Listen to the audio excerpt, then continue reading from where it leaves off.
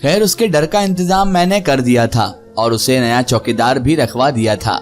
मैं घर पहुंचा तो अम्मी घर पर मौजूद नहीं थी। ये मेरे गांव का घर था, जबकि रजिया बेहतरीन लिबास में मलबूस थी।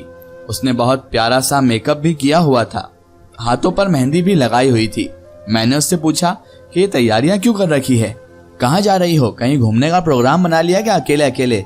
तो वह नरूठेपन के साथ मुझसे बोली, अपनी सहेली की शादी बल्कि खाना बर्बादी में जा रही हूँ, वहां गई थी मैं, इसलिए तैयार हुई हूँ। मुझे उसकी बात पर बेतहाशा हंसी आई थी। जिंदगी में पहली बार मुझे वह अच्छी लगने लगी थी। मैंने उसे हाथ से थामा और अपने कमरे में ले गया था।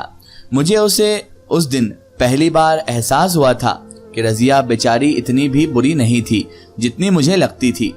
शाम में अम्मी घर आई तो वह हम दोनों को साथ देखकर बड़ी खुश हुई थी। वह तो मेरी बलाएं लेती ही नहीं थक रही थी। रात हुई तो मुझे फिर से रजिया ने जग भरकर लस्सी का पिला दिया था।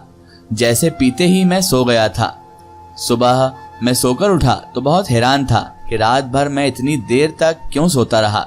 शहर में तो लेट सोने की आदत थी, मगर गांव में मैं 9 बजे ही सो जाता था। दिन भर रजिया मुझसे दूर दूर ही रही, यहाँ तक कि मैं कोई बात भी करता तो वह उसका जवाब भी ना देती।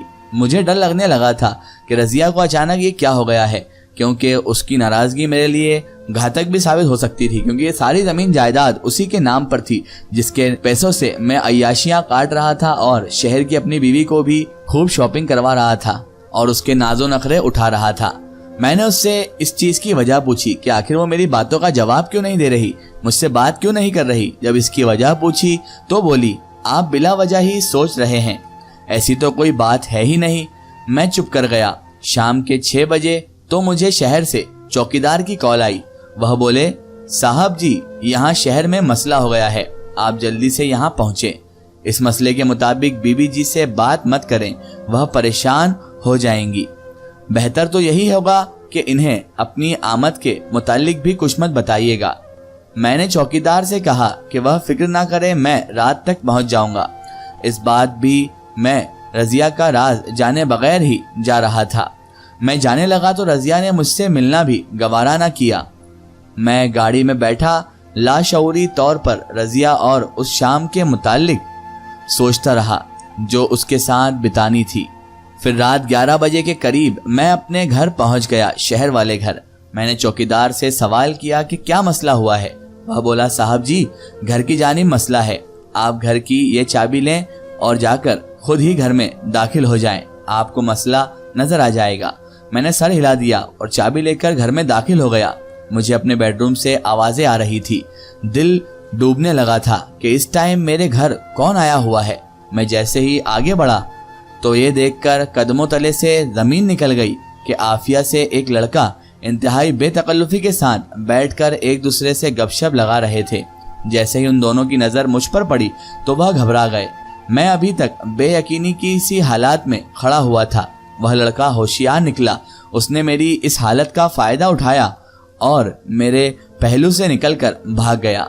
मैंने आगे बढ़कर आफिया के मुंह पर थप्पड़ दे मारा और बोला, ये कौन था? आफिया रोने लगी और बोली, ये मेरा भाई था, डर लग रहा था इसीलिए इसको बुला लिया था। इतने में चौकीदार की आवाज आई। वह बोला, साहब जी, ये लड़का आपके जाने के बाद इधर ही रहता था, मैं इसको पकड़ लाया हूँ। मैंने मार मार कर उस लड़के की दुर्गत बना डाली थी।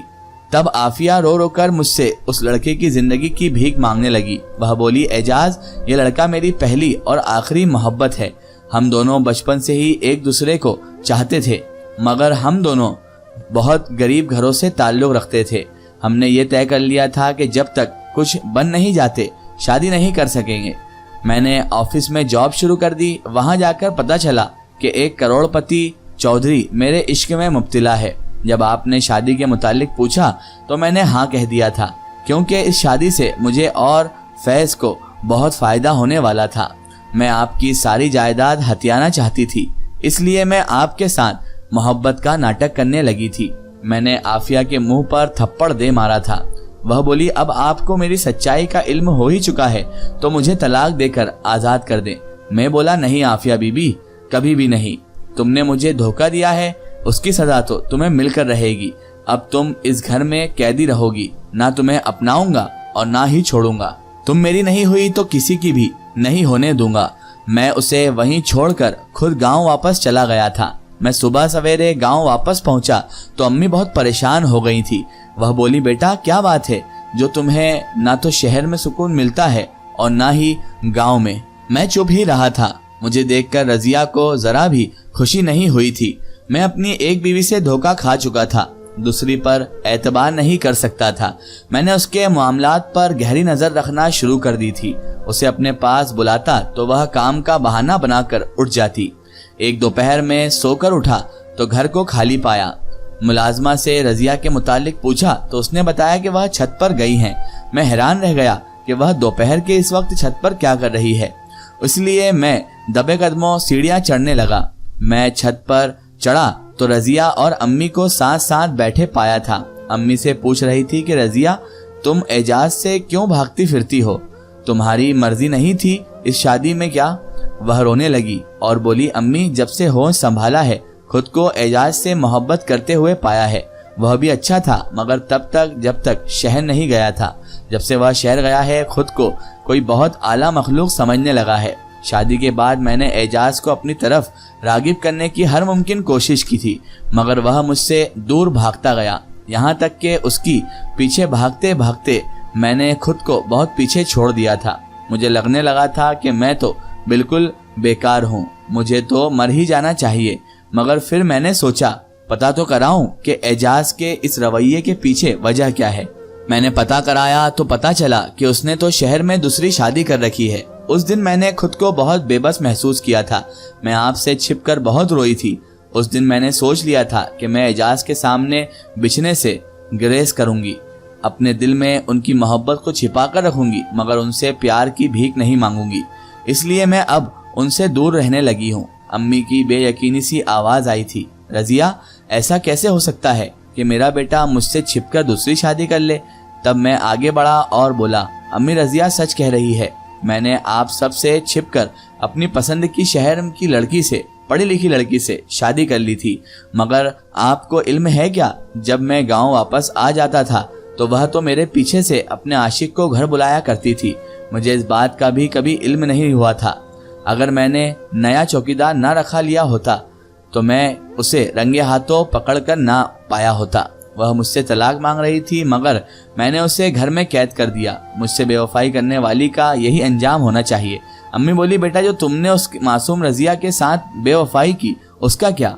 मैं रोने लगा और रजिया के सामने हाथ जोड़कर मैं उससे माफी मांगने लगा और बोला, रजिया तुम तो बहुत अच्छी हो, मेरा ही दिमाग खराब हो गया था जो तुमसे नफरत करता था।